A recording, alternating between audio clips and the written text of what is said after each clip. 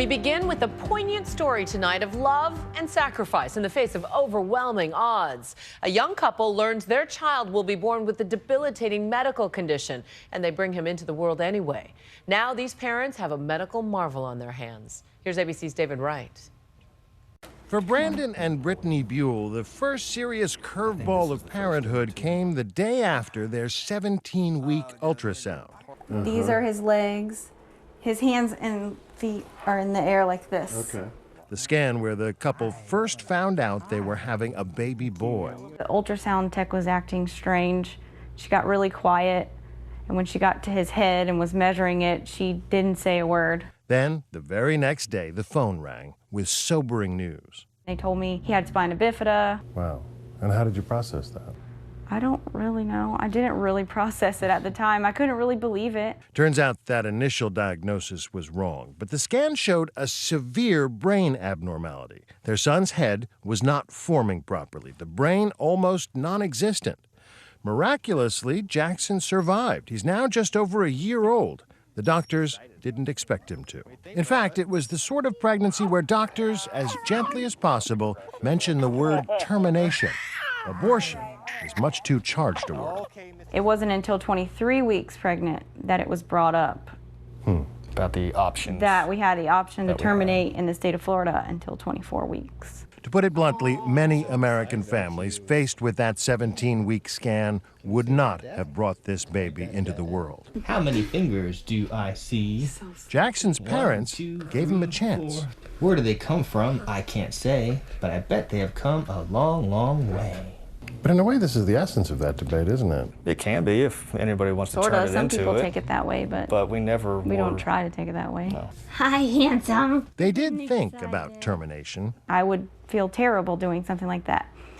But if they were to tell me he was going to suffer, or he would be in pain, or my life was in jeopardy, then my thought process might have been different. We're Christian, and we believe in what we believe in, but we still are going to do the best thing for our family, for Brittany, and ultimately for Jackson.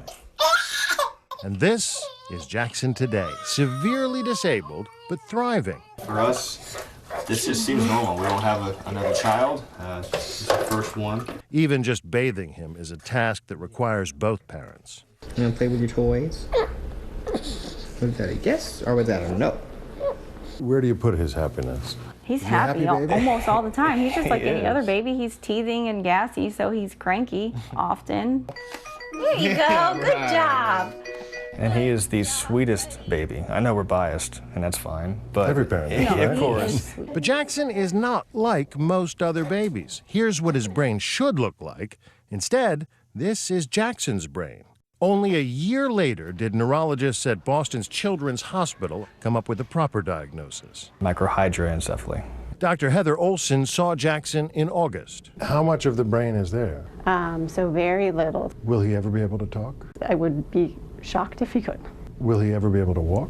Independently, very unlikely. There's no prognosis. Doctors are surprised he's made it this far.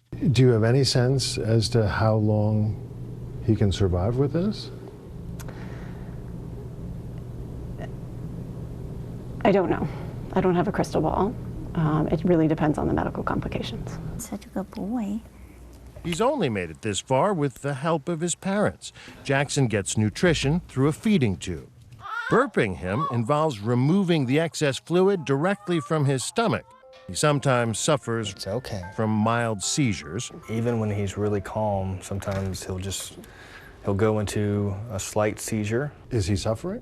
I don't think so. He was irritable when I saw him, and there's nothing about this that causes pain per se. Pain and suffering are not necessarily the same things. In the end, the doctors themselves say that science alone can't answer that question. And what is his quality of life?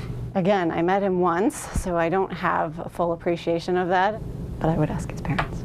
Can you press the buttons? How he's able to see the lights on his toy turtle is baffling because the cerebrum is so small as to be practically non-existent. You gotta press the button. Mommy can't do it for you. I'll remind you. See the big red button? You put your hand and then you press it. Like that.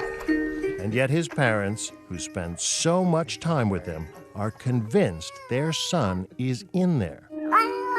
Yeah. It's so cute when he gets so proud of himself. It is. And he grins. It's a cute grin. It is cute. He's so cute. Responding to their love and attention. Every day we spend time with him. Every day we play with him. Every day we say, I love you. 100 million times. Maybe a little exaggeration, but probably over 100 times every single day, no exaggeration. Can you sit up like a big boy? We call him by his name. We say, Mommy's here, Daddy's here. We love you so much. We're so proud of you. You're so strong. You're so smart. He hears those every day from us. And sure, maybe I'm biased, but I believe that positive reinforcement and talking to him and loving him. That was a big yawn, buddy. I think he's responding to that very well. Not only that, they feel he loves them back. I love you. They hear him saying so in videos such as this one. I love you. And even if others may not hear it, these parents feel it. But Brittany and Brandon also hear from the naysayers. Whenever they post Jackson's photos and videos online, people write the most terrible things. And we can't fathom what kind of people would, one, think something like that about an innocent child, especially one with special needs, and two, actually hit the send button. He's a lucky boy. You guys seem like great parents. We try. We are trying hard. Jackson is lucky because many parents would not have given him that chance. It hasn't been easy. A lot of his treatments, including that trip to Boston, are not covered by insurance. They've had to resort to a GoFundMe campaign, which is covering most of their bills for now. Every decision that we have ever made for him have been about his happiness, his comfort, no matter what that meant and no matter what the cost. I feel like Jackson's doing so well and can teach the medical world so much. And we realize that Jackson's life has a purpose, whether you are faith-based or whether you just are scientific and want to see more about medicine, learn more about the human brain. And at the same time, we realize the reality of Jackson, that we're probably going to outlive him. There is an excellent chance of that. We're just trying to give him the best life possible. Knowing that it might be a short one. We realize that. So every day is precious. Ordinary people struggling with an extraordinary burden and doing it with love. I'm David Wright for Nightline in Tavares, Florida.